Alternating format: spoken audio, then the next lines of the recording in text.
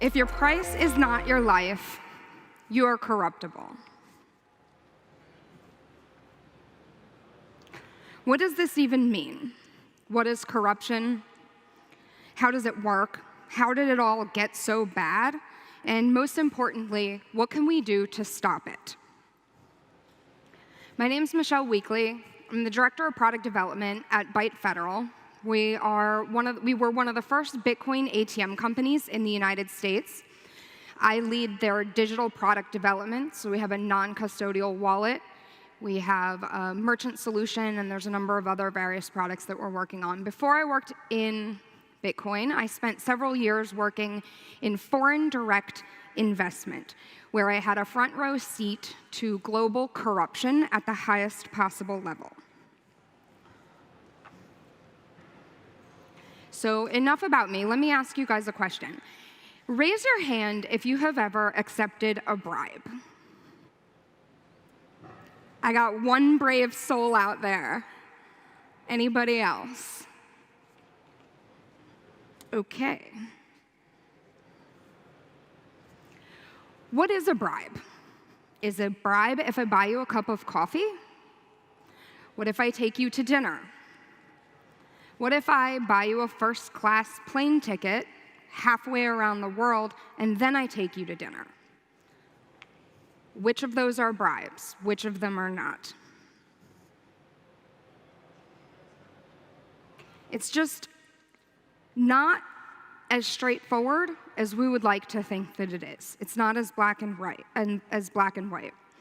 So I'm going to say this again. If your price is not your life, you're corruptible. Maybe it's not a dollar amount that you would be willing to take. Maybe it is. But maybe it's your family. Politicians and mobsters worldwide are very well known for using our loved ones to corrupt us. Corruption is just not that straightforward. There are no card-carrying members of the corruption party. We don't just rubber stamp something as corruption. If we could do that, we could just throw them all out the window, right? You guys are familiar with this concept in Prague. I don't know if it's as socially acceptable anymore to throw people out the window, but maybe we should bring it back. There has never been a more important time to talk globally about corruption. The ruling party in my home country is trying to jail its political opponent. Now, love him or hate him, the whole thing is bullshit and it's full of corruption. Of course, Prague, Czech Republic, corruption is not a foreign concept, right? Prague is known worldwide for a long history of corruption. And Chechens don't put up with any shit, which is awesome. Keep it up. You guys are doing great, actually. I love it. Interestingly enough, when I was doing my research, I was trying to look into the history of corruption here in the Czech Republic. And all I could find were all of these charts talking about fiat currency and the correlation between your currencies and the US dollar. I'm sure that one has nothing to do with the other, but we all know that it actually does. So what exactly is the correlation? How did it all get so intertwined? And why should we even care? Doesn't Bitcoin fix this? Aren't we in Bitcoin so that we don't have to care? Well, unfortunately, you can't guard against something that you don't understand. So it's really important for people in Bitcoin, especially those of us here, it's industry day. A lot of you work in the industry. A lot of you are building the products and services that people in Bitcoin are going to be using. So it's extremely important, especially for the people in this room here at this event today, to understand corruption so that we can protect against it. So in order to understand corruption, what does it even mean, technically, right? We talk about corruption all the time. Corruption is the process by which something is changed from its original use or meaning. It's the journalist wants to expose corruption in the highest places. It's dishonest or fraudulent conduct by those in power, typically involving a bribe. So what's a bribe? A bribe is used, it's generally a monetary exchange used to persuade someone to do something that's generally illegally or dishonest. So that's all well and fine. But ultimately, so this is my definition of corruption. Corruption is just a lie or a series of lies. And the scale is determined by the magnitude of the lie and by the number of people who are willing to participate in it or to just ignore it, right? If we pretend that it's not happening, maybe it'll stop happening. Unfortunately, that's not the case.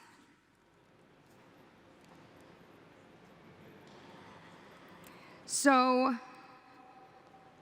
step one, jail your political opponents. We don't just start here, right? So if we look at the US, if we look at what's happening around the world, step one is not to jail our political opponents.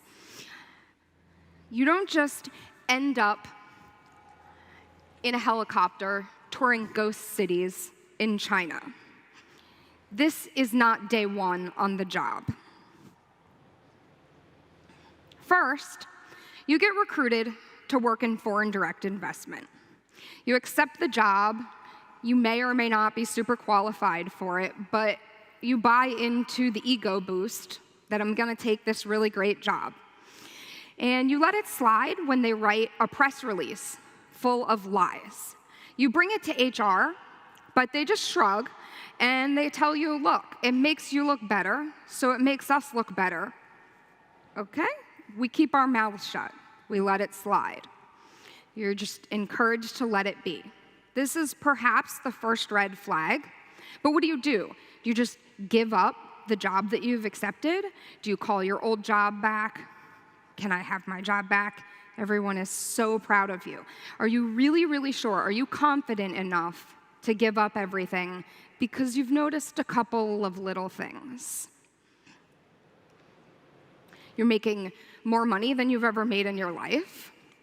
You have a big, important title. Your parents are super impressed. And you really feel like you're getting your life together.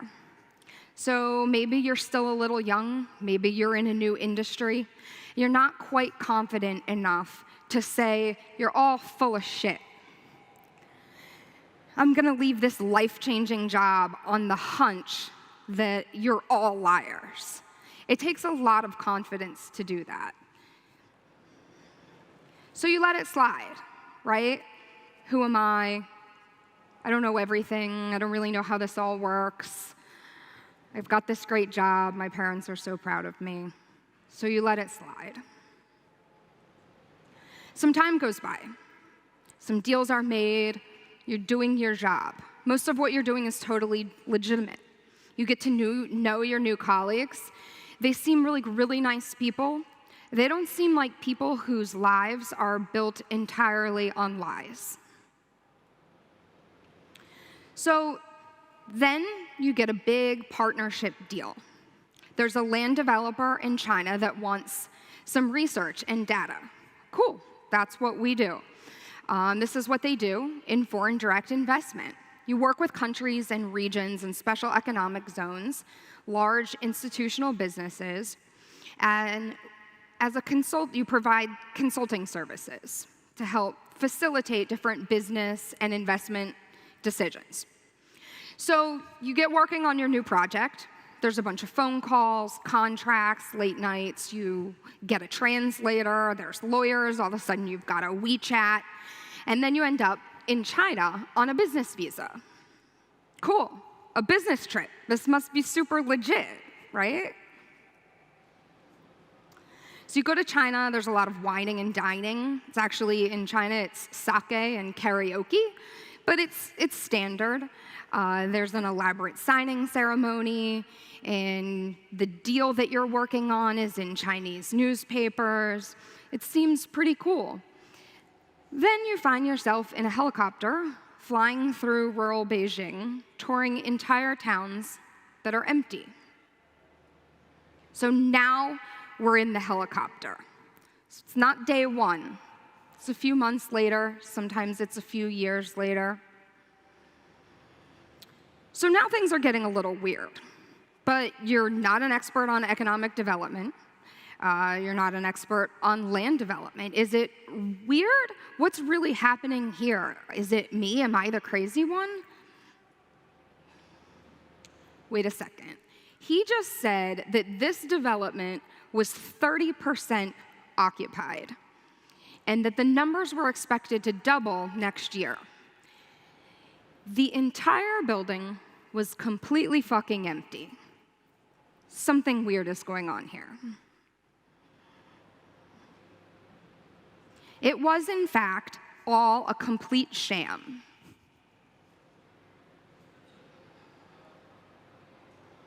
But they've made sure that you're all going to keep your mouths shut. They rolled out the red carpet, literally. They've made sure that you're all getting bonuses. They've made sure that you've all put in enough time and work that you're probably not willing to stand up and say, forget it, it's all canceled. Even if you were willing to do that, what do? Do you call the corruption hotline? Does this even exist? If it does, they've probably been bribed.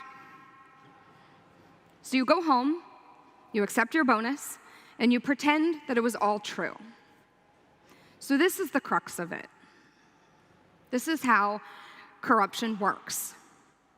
Corruption is facilitated by collective silence. Corruption thrives in a society where people are too afraid to speak up, and where value is created out of thin air from lies. Of course, this is only possible with fiat money that can just be printed out of thin air. Bitcoin fixes this. Bitcoin is hope because it represents the truth. It represents the truth. It's fully transparent, and it's auditable. It cannot be printed out of thin air. Bitcoin does have heroes, and if you're looking in the mirror right now, chances are you're seeing the face of one of those heroes. So don't tell me there are no heroes in Bitcoin. Just be one. Just be one.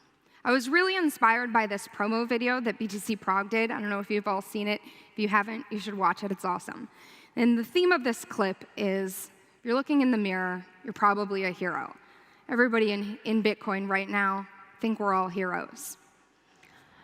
We must also all be the truth. I cannot overstate to you the impact of speaking the truth.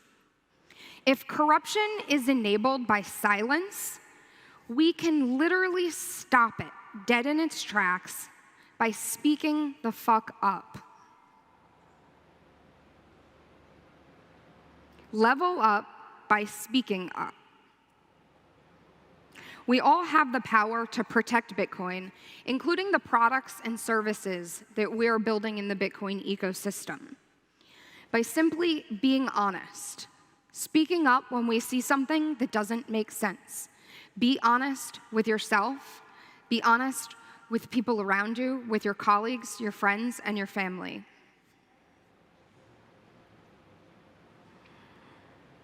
If you're in this room, you have the responsibility to do so.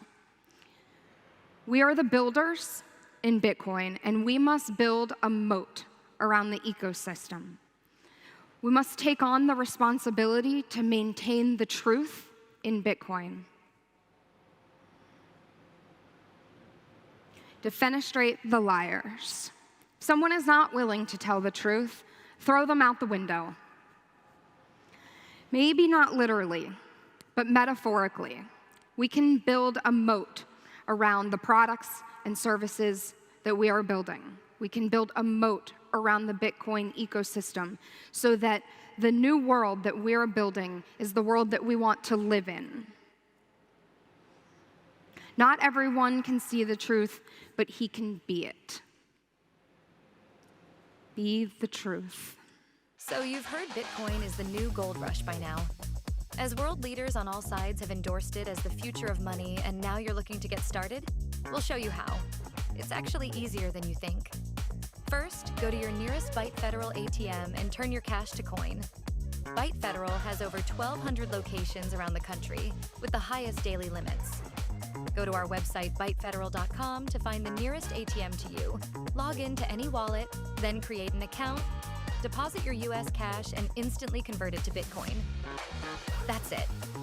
We are the only US manufacturer and operator in the Bitcoin ATM industry, and our US-based live customer service is second to none. Go on, give it a whirl, and don't get left behind. Click the link below.